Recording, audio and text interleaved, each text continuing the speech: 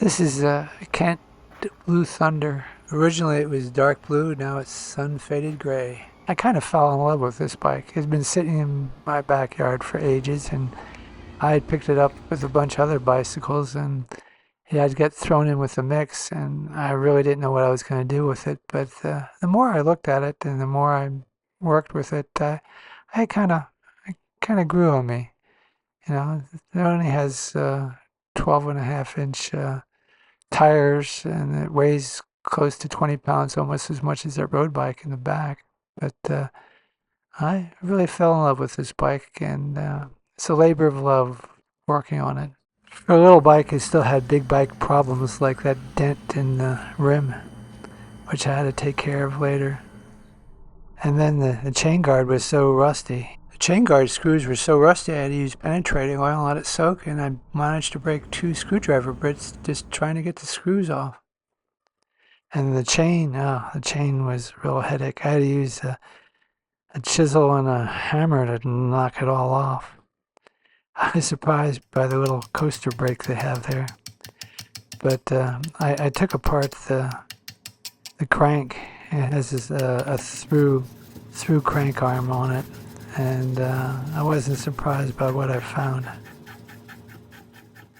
The bearings were rusty. The race was rusty. Both of them. When I was pulling it apart, they just came out, and the bearings went everywhere. So it's one of those things. I knew how to get replacement ones, and I did. I ordered them. The crank was rusty too. I cleaned up the threads, and then I also cleaned up the chain ring, got the rust off it, painted it to make it look real nice. And the cup for the bottom crank was all rusty. I cleaned that out, tried to make it a little nicer than it was before so the bearings would fit in there. As you can see, the wheels were all rusty. The spokes were rusty and bent, so I replaced those too. I took out the axle and I cleaned that all up. I bought new bearings to replace the old ones. And you can see how the spokes were all loose. And it didn't make much difference that I was taking it apart, but it was a lot easier respoking this because it's a single spoke instead of the triple crossing like they have at the other ones. But I used a greaser to clean out loads and loads of old grease. I mean, the stuff was caked in. I had to use a dental pick in there to try to pick out the stuff. But I managed to clean it all up inside. And I took all the spokes out, and for the front wheel, I got rid of the dent with a couple taps of a sledgehammer, straightened it out. Made sure that the rim was straight, flat. Cleaned the hub, got rid of all the rust or as much as I could. All nice and shiny. A little WD-40 and steel wheel. That and a little Dremel tool. And I painted the rim. That's original for a fluorescent green color that I found from the manufacturer's photos. I did the same thing to the rear wheel. I didn't do anything to the coaster brake hub because those things are nearly indestructible and it still worked okay.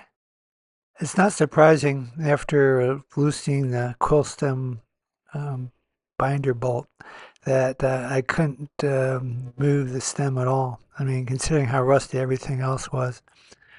So the only thing I could do was loosen the headset lock nut and move everything up and try to clean the bearings and the races and the cups as best I could, and then put everything back together again, all greased. And in fact, by the time I got done with it, I thought, I'm just going to keep this bike for a memento. It's small enough I could just keep in my living room.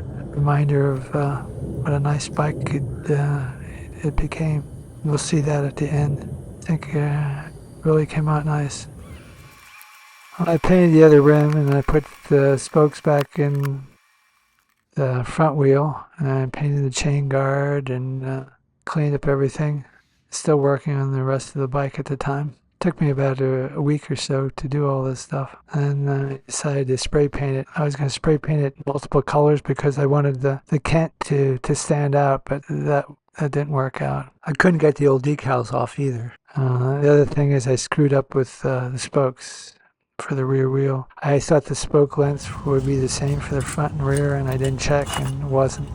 So I had to get longer spokes for the rear wheel. After putting the right spokes in the rear wheel, I assembled the whole thing. But I wasn't crazy about how the word Kent came out or the lightning bolts. I tried to hand paint the word Kent, but I'm no artist. Little Roy, that's what my wife calls it. She used a Cricut machine to make the decals for the bike, and it really made the bike even better than it was before. I have to thank her for it. I probably spent a small fortune on chains and seat and handlebar grips and paint and bearings, but it was a labor of love, and I really like this bike.